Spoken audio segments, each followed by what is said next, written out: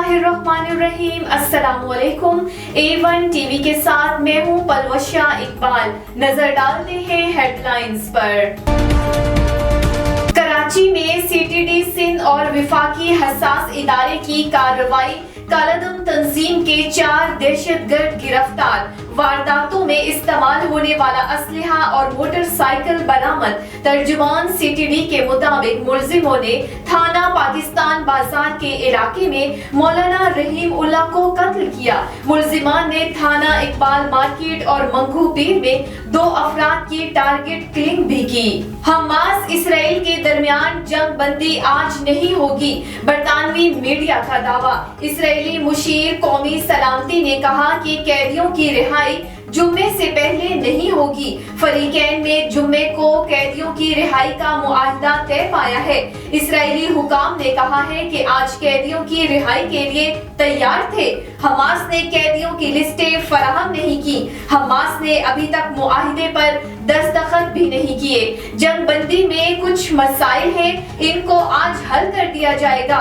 जंग में 4 दिन के वक्फे का आगाज आज से होना था। इसराइल की जंग बंदी से पहले गजा पर बर्बरियत की इंतहा।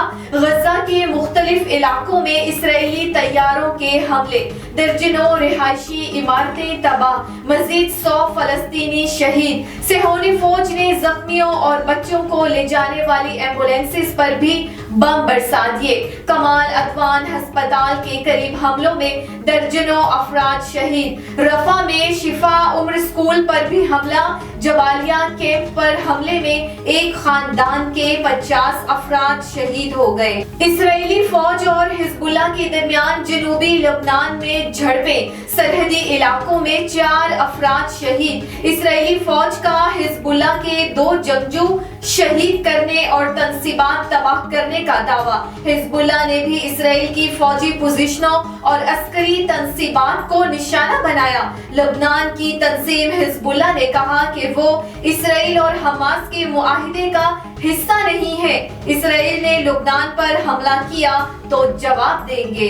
और इमाम काबा सालेह बिन अब्दुल्ला बिन हमीद की 6 रोजा दौरे पर पाकिस्तान आमद। वजीर दाखिला सरफराज अहमद बुगटी, वजीर तालीम मदद अली सिंधी, मुआविन खुसूसी अलामा ताहिर अशरफी और सऊदी सफीर ने एयरपोर्ट पर इमाम काबा का इस्तकबाल किया।